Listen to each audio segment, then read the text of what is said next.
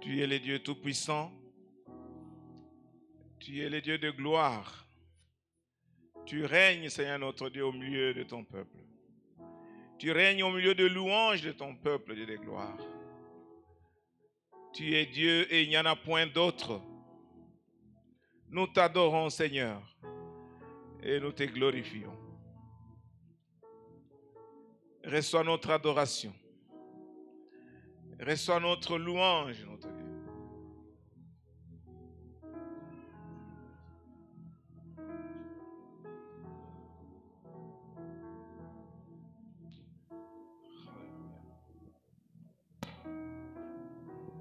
Je lève ma main vers le ciel.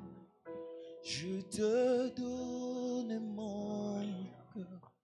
Je dirai à mon âme, tu es Dieu de tout. Même si le mer se déchaîne, tu parlais, tu les calmes. Tu es mon repos, tu es au contrôle. Je lève ma main vers le ciel. Je te donne mon cœur. Je dirai à mon âme, tu es Dieu. Même si le mur se déchire, tu parlais, tu les gardes. Tu es mon repos, Yahweh. Oh, tu es mon repos, tu es au compte. Oh, tu es mon repos, tu es au compte. Oh, tu es mon repos, tu es au compte.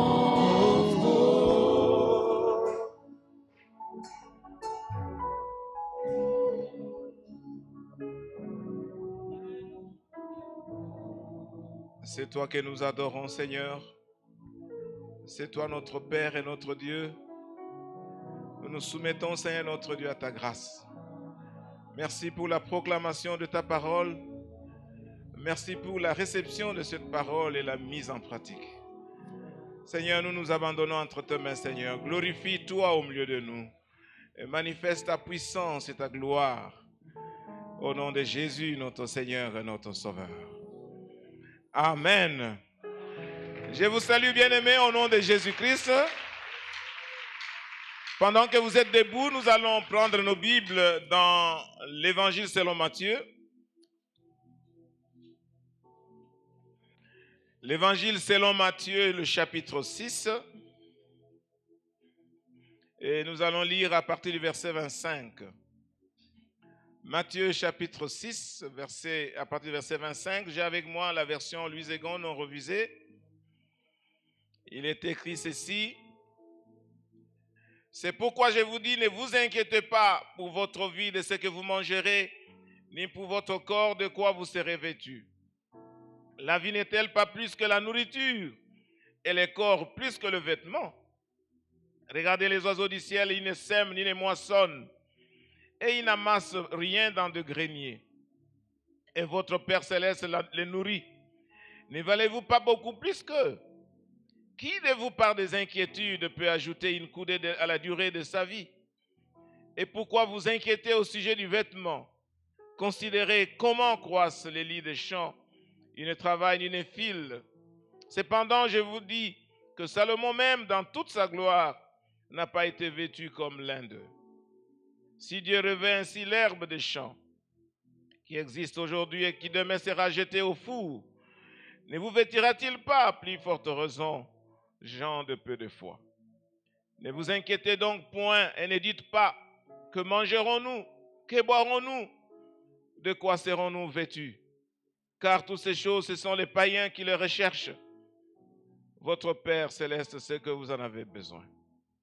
Cherchez premièrement le royaume et la justice de Dieu, et toutes ces choses vous seront données par-dessus tout.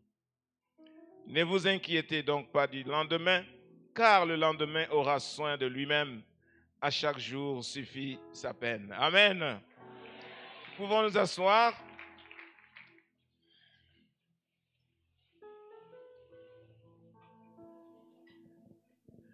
Bien-aimés dans le Seigneur, le verset 33, il dit ceci: cherchez premièrement le royaume et la justice de Dieu, et toutes ces choses vous seront données par-dessus. Et je tire mon message de ce verset pour nous encourager, bien-aimés dans le Seigneur, à compter sur le Seigneur et ne pas vous inquiéter sur les choses de ce monde. Cherchez premièrement le royaume et la justice de Dieu, et toutes ces choses vous seront données par-dessus. Bien-aimés dans le Seigneur, dans ce verset, je vois un conflit. Un conflit entre le royaume de Dieu et les besoins que nous avons pour notre vie. Nous avons, bien aimé, ici un conflit réel entre le royaume de Dieu et les choses dont nous avons besoin pour soutenir notre vie. Mais en même temps, dans ce verset 33, il y a une perspective de la vie que Jésus-Christ nous donne. Il nous montre ce que nous devons faire au lieu de nous inquiéter. Oui, bien-aimés dans le Seigneur, il y a aussi l'ordre dans ce texte. Jésus nous montre comment nous devons ordonner notre vie, comment nous devons arranger les aspects de notre vie. Et que si nous voulons vivre, nous devons chercher le royaume de Dieu et sa justice et ne pas nous inquiéter. Mais dans ce texte, bien-aimé, ce verset 33 nous donne la promesse.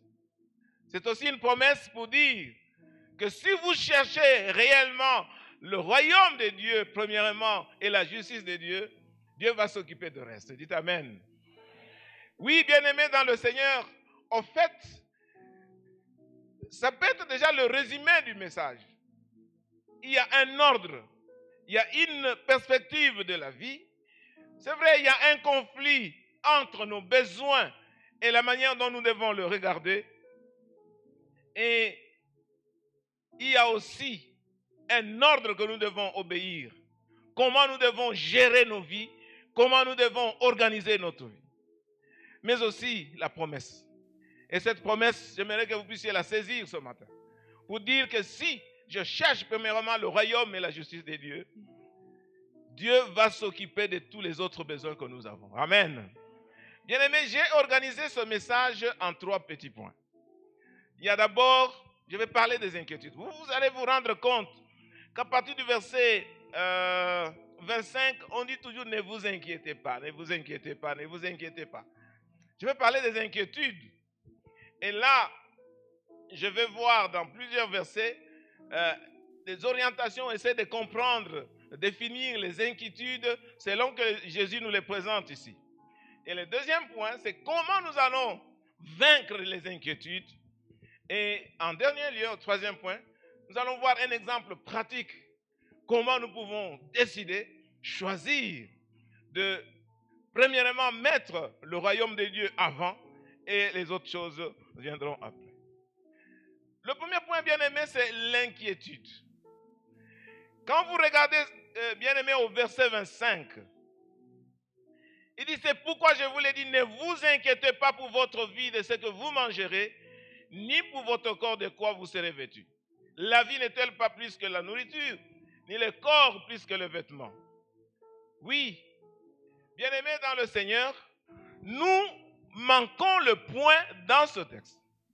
Ici, je peux dire que l'inquiétude, c'est manquer le point de notre vie. Au lieu de nous intéresser aux choses essentielles, nous nous préoccupons de ce qui n'est pas très important. Et nous voulons négliger la personne qui nous donne la vie. Dieu nous a donné la vie. Il nous a donné la vie. Il sait ce dont nous avons besoin.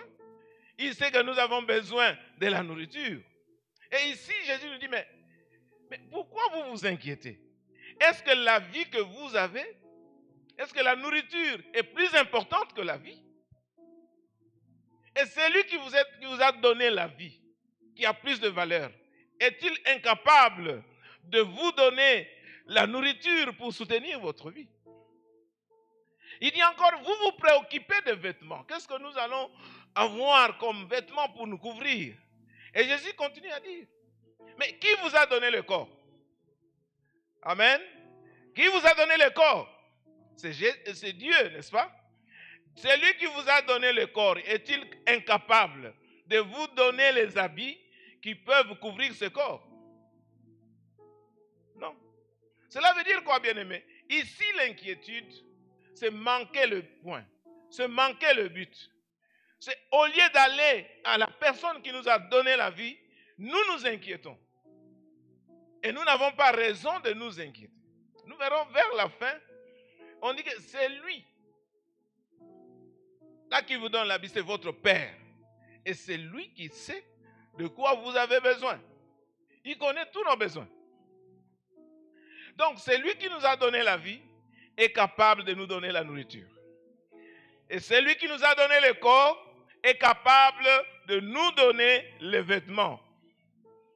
Oui, ça me fait penser à Romains chapitre 8, verset 32. Qui dit que lui qui n'a pas épargné son propre fils, mais qui l'a livré pour nous tous, comment ne nous donnera-t-il pas toute autre chose avec lui? Amen. Ce qu'il avait de grande valeur, c'était son fils. Alors comment il peut manquer de nous donner les autres choses dont nous avons besoin? Il n'a pas épargné son fils, qui était attaché à son cœur, mais il nous l'a donné. Il a donné pour qu'il meure à la croix pour chacun de nous. À combien plus forte raison les autres besoins que nous avons? Cela veut dire, bien-aimés dans le Seigneur, que vous n'avez pas à vous inquiéter. Ce matin, on va parler beaucoup d'inquiétudes, juste pour que vous découragez à vous inquiéter. On va parler des inquiétudes pour que vous puissiez sortir des inquiétudes, que vous ne puissiez plus rester là-bas et que vous puissiez faire confiance au Seigneur. Parce que le Seigneur est celui qui nous a donné la vie et c'est lui qui nous donne tout ce dont nous avons besoin. Amen. Le verset 27 dit ceci.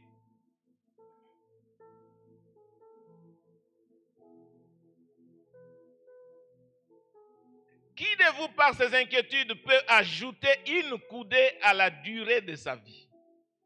Qui? Qui, en ayant des inquiétudes, peut faire quelque chose à sa vie? Si on parle de coudée, c'est une mesure de longueur. On parle, ça fait à peu près 18 inches, ce qui fait un peu avoisinant la moitié d'un mètre. Donc, Jésus veut nous montrer que nous ne sommes pas capables, avec nos inquiétudes, d'ajouter quelque chose à la longueur de notre vie. Et ici, je peux dire, bien-aimé dans le Seigneur, que l'inquiétude, c'est une perte de temps. L'inquiétude, c'est une perte de temps. Vous pouvez décider de ne pas vous inquiéter. Mais il arrive des fois que vous décidez de vous inquiéter. Supposons que vous n'avez pas de frais académiques. Ou bien vous n'avez pas l'argent pour payer le loyer. Le lendemain, c'est le jour final. Et la nuit, vous dites, voilà, je vais décider de m'inquiéter. Ou bien, c'est vrai, on ne prend pas une telle décision, mais ça vous arrive, vous entrez dans les inquiétudes. Et puis vous refusez de dormir. Toute la nuit, vous vous inquiétez, vous vous inquiétez. Parfois, vous vous fâchez, vous cognez les pieds au mur. Vous réfléchissez pour voir comment vous allez avoir cet argent. Vous vous inquiétez toute la nuit et vous ne dormez pas. Vous veillez avec des inquiétudes. Et le matin, est-ce que le problème sera résolu? Non. Le matin, le problème n'est pas résolu. Vous avez veillé. Vous avez perdu le sommeil. Peut-être le matin, vous aurez des maux de tête. Et finalement, vous avez perdu votre temps. Donc, ça ne sert à rien de vous inquiéter. Ça ne sert à rien de vous inquiéter. Donc, les inquiétudes sont une perte de temps inutile. Et Jésus dit, mais regardez, vous pouvez vous inquiéter comme vous voulez, mais vos inquiétudes ne peuvent pas ajouter même une petite durée de vie à votre vie. Et Jésus dit, considérez les lits des champs. S'ils ne travaillent pas, ils ne filent pas, mais ces lits ont été vêtus plus que Salomon dans toute sa gloire. Je vais vous faire remarquer quelque chose ici. Les lits, ce sont des fleurs. Il y a des fleurs qu'on peut entretenir dans un jardin, on met de l'eau, on arrose, on arrange, on enlève les mauvaises herbes. Mais ici, il s'agit de fleurs sauvages qui poussent dans les champs. Il n'y a personne pour les entretenir. Il n'y a personne pour les arranger, enlever les mauvaises herbes et tout ça. Non. Et Jésus dit, ces lits-là sauvages qui sont dans les champs, quand on les compare avec la gloire de Salomon, Jésus dit, Salomon dans sa gloire, il n'a pas été vêtu plus que ces lits-là. Pourquoi? C'est Dieu qui s'en occupe. Ces fleurs-là sauvages dans les champs, il n'y a personne qui les entretient, il n'y a personne qui les adore et qui les arrose. Mais ces lits-là, elles sont là. Ils ont la beauté qui dépasse celle de la gloire qu'avait Salomon. Comme pour dire, bien-aimés dans le Seigneur, que Dieu s'occupe de nous. Amen. Dieu s'occupe de nous, même quand nous sommes éloignés, même quand il n'y a personne qui s'occupe de nous, Dieu est là, il s'occupe de nous. Donc ça ne sert à rien de nous inquiéter, ça ne sert à rien de perdre le temps avec les inquiétudes. Donc, premièrement, l'inquiétude, c'est manquer le point. Deuxième chose, l'inquiétude, c'est perdre le temps. C'est la perte de temps. Et la troisième chose, au verset 31, jusqu'au verset 32, il est écrit, ne vous inquiétez donc point. Et ne dites pas, que mangerons-nous, que boirons-nous, de quoi serons-nous vêtus? Car toutes ces choses, ce sont les païens qui les recherchent. Votre Père Céleste sait que vous en avez besoin. Alors ici, bien-aimés dans le Seigneur, si vous vous inquiétez, vous êtes comme qui? Donc si vous vous inquiétez, vous êtes les païens. C'est-à-dire les incroyants, ceux qui ne connaissent pas Dieu. Bien-aimés dans le Seigneur, les inquiétudes vous dénaturent. Les inquiétudes font de vous des païens, des gens qui ne connaissent pas Dieu, des gens qui n'ont pas la foi, des gens sans foi ni loi. Donc, nous n'avons pas à nous inquiéter, bien-aimés dans le Seigneur. Et les gens sans foi, ils suivent les choses de ce monde. Ils aiment les choses de ce monde. Et la Bible dit que l'amour de ce monde, ça ne vient pas de Dieu. Ça vient du diable. Et ça consiste à la convoitise des yeux. Ça consiste à la convoitise de la chair, mais ça consiste aussi à l'orgueil de la vie. Et quand on a ces choses, on convoite et on est orgueilleux, on veut suivre ces choses, on s'inquiète quand on n'en a pas. Donc, bien-aimés dans le Seigneur, ce sont les païens qui cherchent ces choses. Et vous ne voulez pas ressembler aux païens. Si vous ne voulez pas ressembler aux païens, il faut abandonner vos inquiétudes. Il faut laisser de côté ces inquiétudes. Alors, deuxième point, bien-aimé, comment nous pouvons vaincre les inquiétudes? Et c'est là que nous venons à notre verset qui dit, cherchez premièrement le royaume et la justice de Dieu, et toutes ces choses vous seront données par-dessus. cherchez premièrement le royaume de Dieu. Ça, c'est la première chose.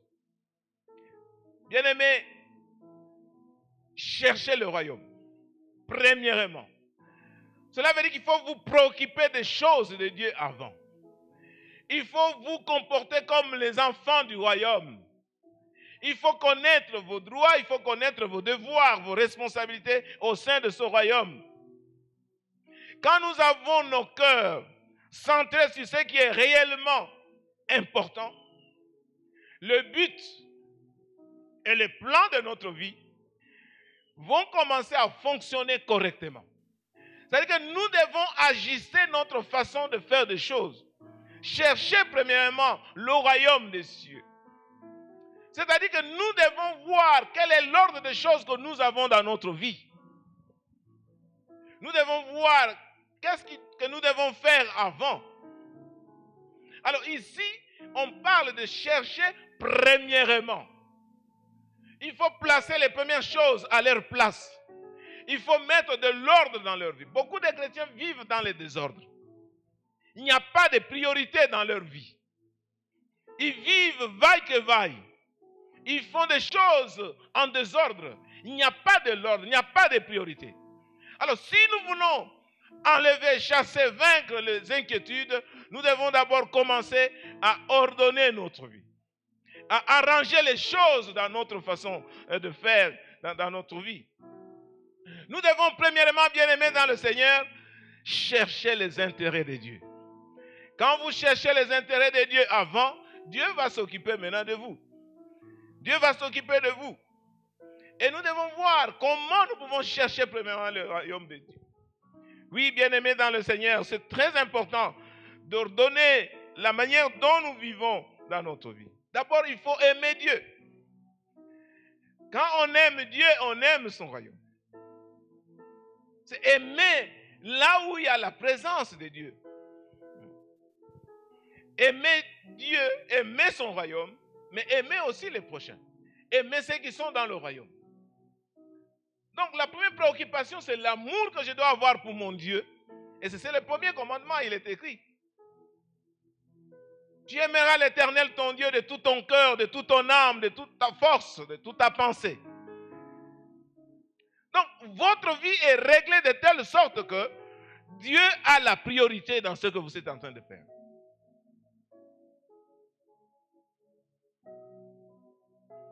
Et à part Dieu, il y a aussi l'Église. Vous devez aimer ceux qui sont dans le royaume. Vous devez aimer l'Église. Bien-aimés, l'Église, c'est un corps. L'Église, c'est une communauté d'amour, réunie de manière mystique, de manière spirituelle par le Seigneur, par la présence du Saint-Esprit. Et chacun de nous doit trouver sa place dans l'Église. Quand vous lisez Ephésiens 4, vous allez vous rendre compte que Dieu a organisé les choses au sein de l'Église pour que chacun de nous puisse trouver la vie, puisse grandir dans la foi et exercer le ministère.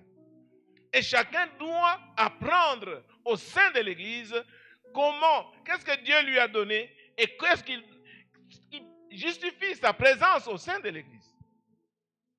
Chercher premièrement le royaume de Dieu, c'est trouver sa place au sein de l'Église. D'abord sa relation avec Dieu, mais aussi sa relation avec les autres. Oui, bien-aimés dans le Seigneur, nous devons contribuer à l'avancement du royaume. L'Église n'est pas le royaume de Dieu, mais l'Église reflète le royaume de Dieu. L'Église a les caractéristiques du royaume de Dieu, mais le royaume de Dieu est plus grand. Ainsi, bien-aimés dans le Seigneur, chercher premièrement le royaume de Dieu concrètement, c'est être présent dans l'Église. C'est contribuer à l'avancement de l'Église concrètement. C'est prier pour l'Église chaque jour. Bien-aimés dans le Seigneur, c'est ça, chercher premièrement le royaume de Dieu. Dans notre culte familial, presque chaque soir, nous prions pour l'Église. Il y a des sujets de prière qui reviennent. Il y a des sujets de prière standards que nous avons dans la famille. Nous prions pour l'Église. Nous prions pour le pays. et nous prions pour la famille. Et après, nous pouvons prier chacun pour des problèmes personnels. Bien-aimés dans le Seigneur, vous contribuez à la vie de l'Église, au royaume de Dieu, en priant chaque jour pour votre Église. En priant pour les pasteurs, les anciens, les diacres, en priant pour tous les responsables, en priant pour toute l'Église. C'est ça, chercher premièrement le royaume de Dieu. Oui, bien-aimés dans le Seigneur, quand un des membres a des problèmes, l'Église doit prier. Et je me rappelle quand Pierre était en prison, la Bible dit que dans la maison de Marie, il y avait un groupe de gens qui priaient, qui intercédaient en sa faveur. Bien-aimés, chercher premièrement le royaume de Dieu, c'est prier pour l'Église. Prier pour que Dieu préserve l'Église. Prier pour l'avancement de l'Église. Chercher premièrement le royaume de Dieu, c'est avoir la conscience d'être témoin de Christ partout où nous sommes. Dans le milieu de travail, dans le milieu des études, partout où nous sommes, je dois témoigner que je suis chrétien.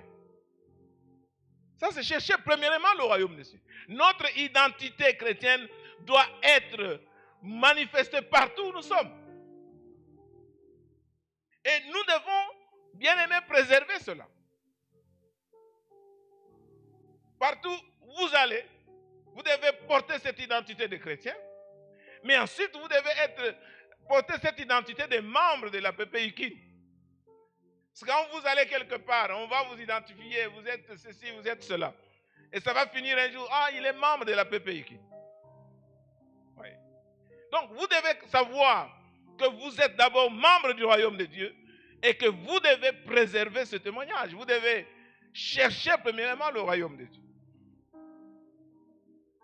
Aujourd'hui, beaucoup de serviteurs de Dieu ont des problèmes sérieux. Il y a ceux qui font du mal, ceux qui ne font pas du mal, et tout le monde est mis dans le même sac. Mais malgré cela, quand je vis, je dis Seigneur, je dois préserver mon identité, je dois préserver ma dignité, parce que je suis membre du royaume de Dieu, je suis serviteur de Dieu, et je dois rester en tant que tel. Amen. Quel que soit ce qui se passe, quel que soit ce que les gens disent, quel que soit ce que les gens font, je dois préserver ma dignité, je dois préserver mon identité d'abord d'enfant de Dieu, mon identité en tant que serviteur de Dieu. Et pourquoi ne pas aussi préserver mon identité en tant que serviteur dans l'aumônerie universitaire? Et ça, c'est très important, bien-aimés. Vous devez organiser votre vie de telle sorte que le royaume ait la première place. Que Dieu ait la première place. Vous devez aussi soutenir financièrement votre église. C'est ça, cherchez premièrement le royaume de Dieu. Vous devez soutenir l'église avec les dîmes, avec les offrandes, avec les actions de grâce. Être concentré sur ce qui a de la valeur dans ta vie. Peut-être vers la fin, je vais parler un peu seulement de la loi des premières choses. Et ici, c'est la loi des premières choses qui doit primer. Chercher premièrement le royaume de Dieu. C'est-à-dire, vous devez mettre devant ce qui concerne Dieu. Bien-aimé dans le Seigneur, quelle est la place de Dieu dans ta vie? Comment sont tes relations avec Dieu chaque jour? Pour montrer que Dieu est premier dans ta vie, quand tu te réveilles, c'est la prière, c'est la méditation personnelle, c'est la dévotion matinale. C'est ta relation avec Dieu qui compte. Tu ne peux pas te réveiller, tu commences à faire autre chose sans avoir été en communion avec votre Père Céleste. Amen. Oui, la vie doit être réglée de cette façon-là. La première place, ou toute la place, c'est Dieu. Et les autres choses viennent après. Cherchez premièrement le royaume et la justice de Dieu. Et toutes les autres choses vous seront données par-dessus. Et quand vous êtes préoccupé avec Dieu, quand vous êtes en communion avec Dieu, où est la place des inquiétudes? Les inquiétudes n'auront pas de place. La deuxième chose, c'est chercher la justice de Dieu. Chercher la justice de Dieu, bien-aimé, c'est chercher à plaire à Dieu. Chercher la sainteté du cœur et la pureté de la vie que Dieu nous a donnée. Nous ne pouvons pas être dans l'église et mener une vie qui ne plaît pas à Dieu. Chercher le royaume et la justice. Mais cette justice-là, ce n'est pas notre propre justice. C'est la justice que Dieu nous donne à travers Jésus-Christ. C'est la justice que Dieu nous donne quand Jésus nous a pardonné nos péchés. C'est la justice selon Dieu et non pas la justice selon les hommes. Et Dieu veut que nous puissions marcher dans la sanctification. Et la Bible dit, soyez parfaits comme votre Père céleste est parfait. C'est-à-dire que vous devez chercher à tout moment à ressembler à votre Père qui est parfait. C'est-à-dire que vous devez chercher cette sanctification de manière continuelle pour plaire à votre Dieu. Et quand vous marchez dans cette sanctification, quand vous êtes en accord avec Dieu, quand Dieu vous parle, vous parlez à Dieu, le résultat est qu'il n'y aura pas d'inquiétude. Pourquoi devriez-vous vous inquiéter? Parce que votre Père céleste est avec vous, il vous parle, il vous dit ce que vous devez faire. Le résultat de chercher premièrement le royaume de Dieu, le résultat de chercher premièrement la justice de Dieu est que Dieu va prendre soin de nous, que Dieu va satisfaire nos besoins et que nous puissions toujours être en communion avec le Seigneur. Oui, bien-aimés dans le Seigneur, nous devons comprendre quelle attitude nous devons prendre. Quelle attitude nous devons prendre chaque jour de notre vie. La foi en Dieu. Je vous ai toujours donné ce témoignage qu'avant ma conversion, j'étais dominé par le sentiment de tristesse. Parce que les choses ne marchaient pas. Je voyais l'avenir dans le noir. Et c'est la tristesse qui m'a amené au Seigneur. Et quand je me suis converti, ça fait 44 ans, au mois de mai 1980, quand je me suis converti, la première chose dont je me suis débarrassé, c'était la tristesse. Et complètement, je ne pouvais pas tolérer même un petit morceau de tristesse qui s'approche de moi, je ne pouvais pas l'accepter. Amen. Pourquoi? Parce que j'ai expérimenté la paix avec Dieu. J'ai expérimenté l'assurance que Jésus m'a donnée pour la vie éternelle. Et je ne pouvais pas accepter même une petite tristesse dans ma vie. La tristesse et l'inquiétude marchent ensemble. Bien-aimés dans le Seigneur, si vous avez Jésus dans votre vie, vous devez avoir la foi en Dieu. Et le verset 34 dit, ne vous inquiétez donc pas du lendemain, car le lendemain aura soin de lui-même. À chaque jour suffit sa peine. Donc, il y a cette manière de voir les choses. Les problèmes qui nous arrivent, ces problèmes-là sont les problèmes de ce jour-là. Nous les traitons ce jour-là et ça finit, nous avançons au nom de Jésus. Amen. On dit, à chaque jour suffit sa peine. Il ne faut pas traîner les peines des jours passés qui vous accompagnent jusqu'aujourd'hui. Vous avez souffert dans le passé et les souffrances là vous accompagnent jusqu'aujourd'hui. Non, à chaque jour suffit sa peine. Et ne vous inquiétez pas du lendemain. Le lendemain ne t'appartient pas. Nos lendemains sont entre les mains de qui? Alors pourquoi vous voulez vous inquiéter? Vous vous inquiétez pourquoi? Vous n'avez pas encore le pouvoir, vous n'avez pas la même mise sur le lendemain. C'est Dieu qui a nos lendemains entre ses mains. Pourquoi ne pas lui faire confiance, sachant qu'il va agir? Il est mon Père, il connaît ce dont nous avons besoin et qu'il va satisfaire nos besoins. À chaque jour suffit sa peine. C'est ainsi, bien-aimé, chaque jour il faut demander la grâce. D'ailleurs, la Bible dit que chaque jour Dieu nous renouvelle ses bontés, ses compassions. Pourquoi il les renouvelle? Il les renouvelle parce qu'il nous donne les compassions et les bontés qui vont vous aider à gérer les problèmes de la journée. Amen. Quand ces problèmes de la journée là sont terminés, les bontés et les compassions là sont passées. Et les bontés et les compassions sont proportionnelles aux problèmes que vous allez avoir pendant la journée. Amen. Et le lendemain, Dieu vous renouvelle encore les bontés et les compassions pour vous permettre de faire face aux problèmes que vous allez avoir. Amen. Alors, vous n'avez pas à vous inquiéter. Cherchez premièrement le royaume et la justice de Dieu, et toutes choses vous seront données. Bien-aimés, s'inquiéter, c'est manquer de foi. En fait, c'est devenir incrédule, parce que là, on devient comme les païens. Je vais terminer avec ce verset. Dans 1 Roi chapitre 17. 1 Roi chapitre 17, versets 8 à 16. Il s'agit de l'histoire du prophète Élie qui a été envoyé dans la maison de cette femme, cette veuve.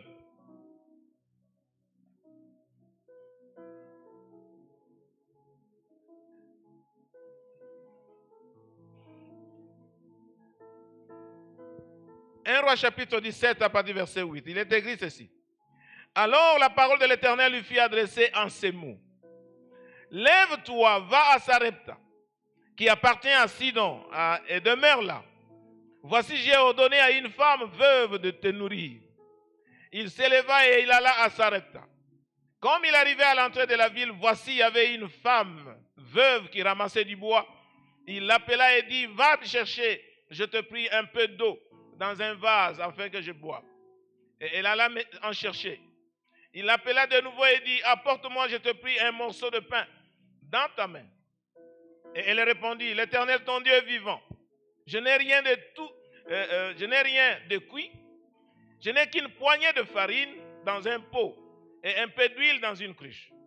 Et voici, je ramasse 2 morceaux de bois. Puis je rentrerai et je préparerai cela pour moi et pour mon fils. Nous mangerons après quoi nous mourrons. Élie lui dit, ne crains point. Rentre, fais comme tu as dit. Seulement, prépare-moi d'abord avec cela un petit gâteau et tu me l'apporteras. Tu en feras ensuite pour toi et pour ton fils. Car ainsi parle l'Éternel, le Dieu d'Israël. La farine qui est dans le pot ne manquera point et l'huile qui est dans la cruche ne diminuera point. Jusqu'au jour où l'Éternel fera tomber la pluie sur la face du sol. Et là, elle fit selon la parole d'Élie. Pendant longtemps, elle eut de quoi manger et à sa famille aussi bien qu'Élie. La farine qui était dans le pot ne manqua point et l'huile qui était dans la cruche ne diminua point selon la parole que l'Éternel avait prononcée par Élie. Amen. Bien-aimés dans le Seigneur, nous avons là l'exemple pratique de mettre premièrement les intérêts de Dieu avant, de nous occuper d'abord du royaume de Dieu, et le résultat est là. Et le résultat est là. Élie est parti voir cette femme. Il dit, prépare-moi un gâteau. Pas grand-chose. Prépare-moi seulement un gâteau et je vais manger. Il dit, aussi longtemps que l'Éternel ton Dieu est vivant, je n'ai pas de gâteau qui est cuit. J'ai juste une poignée de farine, un peu d'huile dans la cruche. Je ramasse le bois et puis je vais aller préparer un gâteau. Nous allons manger, moi et mon fils, et après nous allons mourir. Elle lui dit, oui, va préparer ce que tu vas préparer. Mais d'abord, il faut préparer pour moi. Bien-aimés dans le Seigneur, quand nous mettons les intérêts de Dieu avant toute chose, Dieu va nous bénir. Amen. Nous devons changer notre mentalité. Nous devons changer notre mentalité, bien-aimés. Nous sommes devenus trop égoïstes. Nous sommes désordonnés. On ne voit pas exactement quelle est la place de Dieu dans notre vie. Ici, le message de ce matin est que nous puissions nous débarrasser des inquiétudes. Le message de ce matin est que nous puissions mettre de l'ordre dans notre vie. Il y a des gens qui se réveillent très tôt matin. Ce n'est pas mauvais. Pour le travail. Et ils rentrent très tard. Où est la place de Dieu? Où est la place de Dieu dans ce que nous faisons? Cette femme pouvait décider. Dire non, ce que tu dis là, moi je ne crois pas. En tout cas, elle allait décider pour mourir. Mais elle a accepté de mettre Dieu avant toute chose. Elle a accepté de mettre le royaume de Dieu avant toute chose.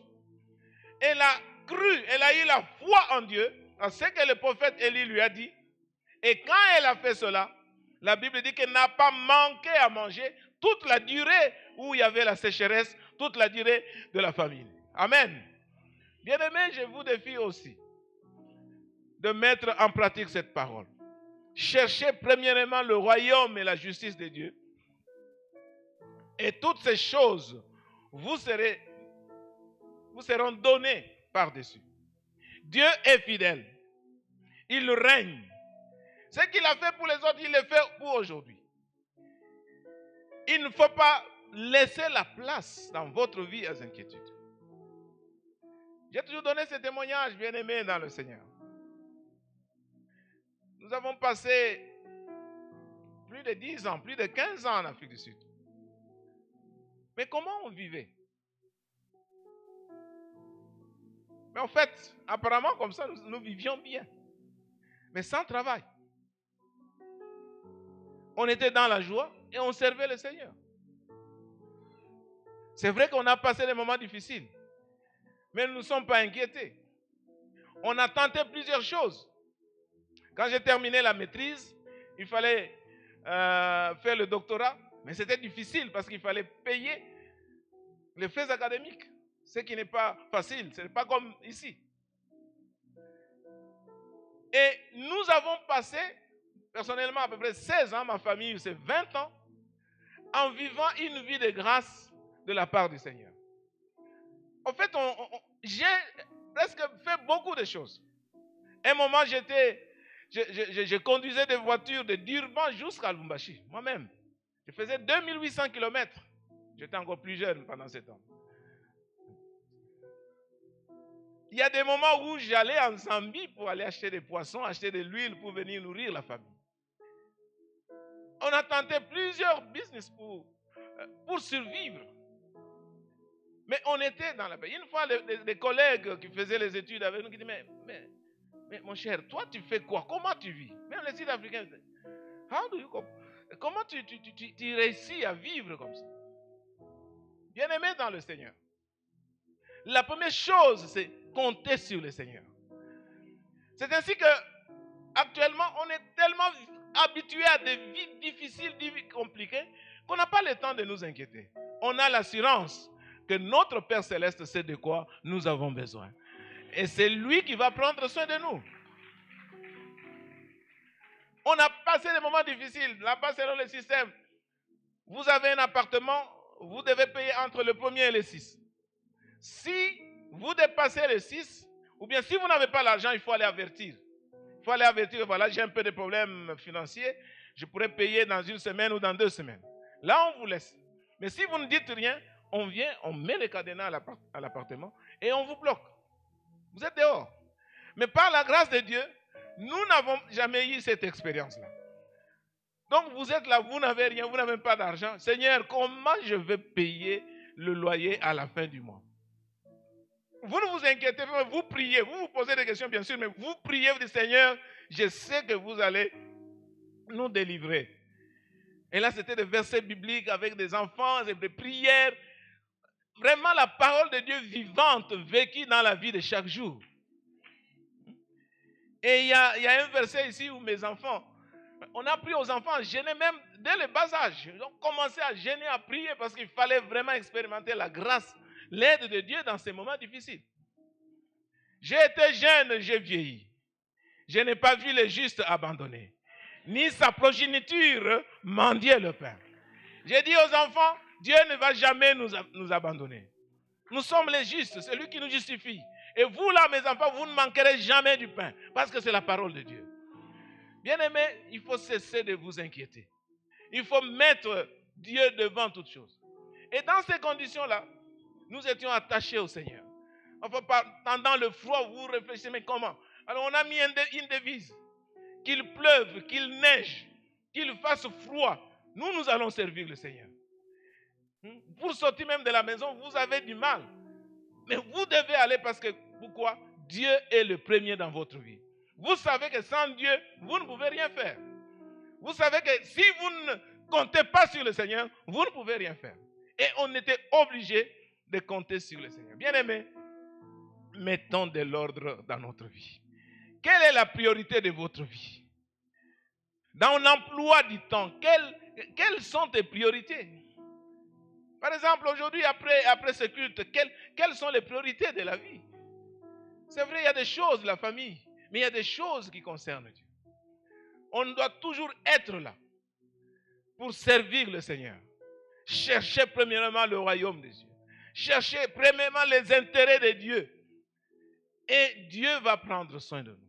Quand je regarde derrière, je dis, on a passé tout ce temps sans travail, sans bourse. Et Dieu a agi. J'ai terminé la maîtrise, je suis resté pendant quelques années sans les moyens pour faire le doctorat. Et à un moment, l'Université de l'Afrique du Sud a sorti une loi qui pouvait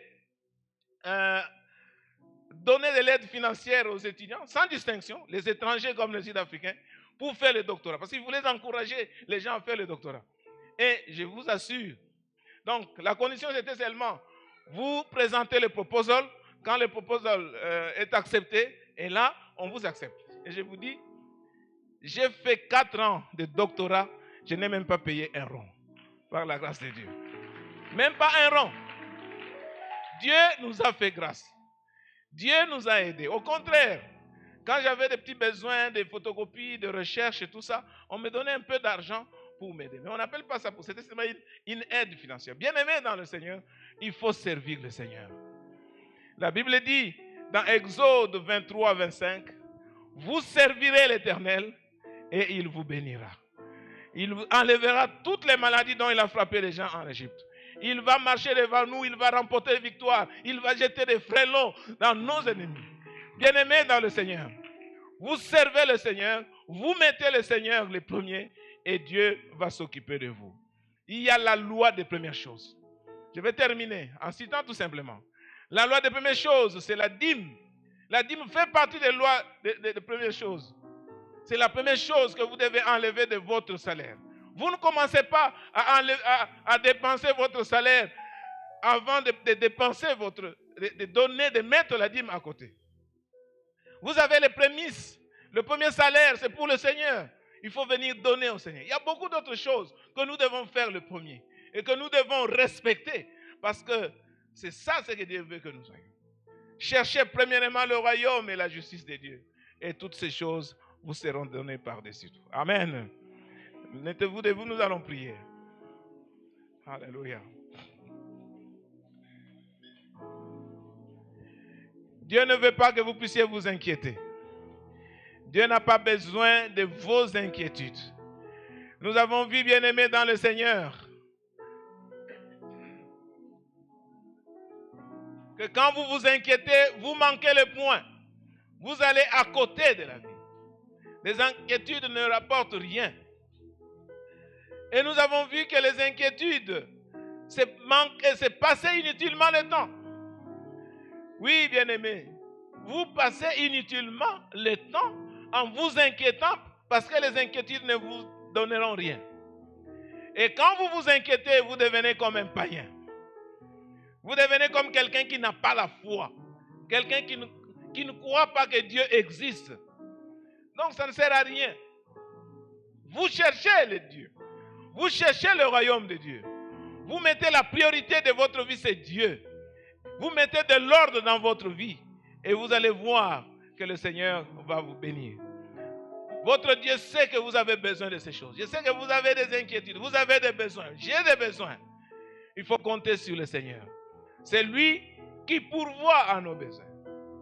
Ne vous inquiétez de rien, mais en toutes choses, faites connaître vos besoins à Dieu par des prières, des supplications, avec action de grâce. Et la paix de Dieu qui surpasse toute intelligence gardera vos cœurs et vos pensées en Jésus-Christ. Nous allons faire la première prière. Commencez par demander pardon. Là où vous êtes inquiété. Vous êtes inquiété parce que vous n'avez pas les frais académiques. Vous êtes inquiété parce que vous n'avez pas l'argent peut-être pour préparer votre mariage. Vous êtes inquiété parce que vous n'avez pas l'argent pour les soins médicaux. Vous n'avez pas d'enfants. Seigneur, pardonne-moi. Je n'ai pas besoin de m'inquiéter. Pardonne-moi, Seigneur notre Dieu, parce que les inquiétudes ne sont pas dans ta volonté. Je vais avoir la foi en toi. Aie pitié de moi, Seigneur, pardonne-moi. Je refuse les inquiétudes. Je refuse les inquiétudes parce que toi, tu ne veux pas. Et je veux laisser les inquiétudes ce matin. Pardonne-moi, Dieu de gloire. Pardonne-moi, oh mon Dieu. Parce que tu es mon Dieu et mon Seigneur. Pardonne-moi, Seigneur, je ne veux plus m'inquiéter. Je vais compter sur toi. Tu es mon Dieu, tu prends soin de moi. Tu connais mes besoins. Tu connais mes besoins, Seigneur. Et quand vous demandez pardon, vous priez, Seigneur, aide-moi à avoir confiance en toi, à mettre de l'ordre dans ma vie. Tu dois venir le premier, le royaume d'abord, les intérêts de Dieu d'abord, les autres choses après. Les intérêts de Dieu d'abord, les autres choses après. Les intérêts de Dieu d'abord, les autres choses après. Mettez de l'ordre dans votre vie, mettez de la priorité dans votre vie. Dieu d'abord, le royaume de Dieu d'abord, l'église d'abord, servir le Seigneur d'abord, et le reste viendra après. Oh Dieu de gloire, aide-moi à te mettre devant toutes choses, avant toutes choses, Dieu de gloire. D'abord de tes intérêts, d'abord ton royaume et ta justice. Aide-moi aussi à marcher dans la sanctification, dans la crainte de ton nom, pour vivre, pour être agréable à toi, parce que tu es mon Dieu et tu es mon Seigneur. Entre tes mains, je m'abandonne, parce que tu es le Dieu fidèle et juste. Bénis ta parole dans les cœurs de tes enfants. Et merci pour l'action du Saint-Esprit dans nos vies, dans nos cœurs. Oui, Seigneur, que nous puissions mettre de l'ordre, que nous puissions mettre des priorités, parce que tu es notre Dieu, notre Père. Bénis tes enfants, bénis ton Église, Seigneur, qui puisse chercher premièrement le royaume des cieux. Au nom de Jésus. Amen.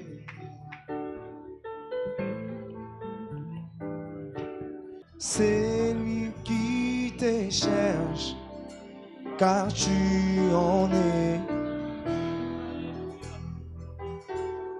Tu sais réjouir, c'est lui, c'est lui, c'est lui qui te cherche, car tu en es. Oh, tu sais satisfaire. C'est lui qui te cherche. C'est lui qui te cherche. Car tu en es. Oh, tu sais réjouir. Tu sais réjouir. C'est lui qui te cherche. Tu sais réjouir. C'est lui qui te cherche. Oh, alléluia. Yeah. Tu sais satisfaire. Yahweh. C'est lui qui te cherche. Oh, c'est lui qui te cherche. Car tu en es capable. Alléluia. Oh, tu sais réjouir. Tu sais réjouir. Alléluia. C'est lui qui te cherche. Alléluia. C'est lui qui te cherche. Car tu en es capable. Oh, tu sais satisfaire. Tu sais satisfaire. Tu sais satisfaire. Tu sais satisfaire. Tu sais satisfaire. Tu sais satisfaire. Tu sais satisfaire. Alléluia. C'est lui qui te cherche. C'est lui qui te cherche. Car tu en es capable. Oui, Dieu de gloire, ceux qui te cherchent ne sont privés d'aucun bien. C'est toi qui satisfais nos besoins, Seigneur. C'est toi qui prends soin de tes enfants.